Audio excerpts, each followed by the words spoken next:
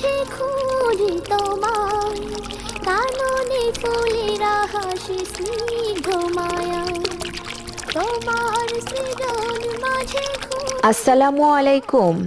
তাসনিয়া মা, এটা তুমি কি করছো? ওয়ালাইকুম আসসালাম। মা, আমি তো ব্রাশ করছি। আস্তাগফিরুল্লাহ, আল্লাহ রাব্বুল আলামিন আমাদের ক্ষমা করুন। তুমি তো পানির অপচয় করছো। এভাবে পানির কল চালিয়ে রেখে তুমি ব্রাশ করছো, এতে তো পানির অনেক অপচয় হচ্ছে। তুমি ব্রাশ শেষ করে তারপর পানি চালাও মা। মা, কেন অপচয় হবে? আমাদের তো পানি শেষ হয়ে গেলে আবার ওই পানি আমরা খুব সহজেই তুলতে পারবো। মা তাসনিয়া, পানি কোনো অফুরন্ত জিনিস নয়, এটা হলো আল্লাহ রাব্বুল আলামিনের নেয়ামত।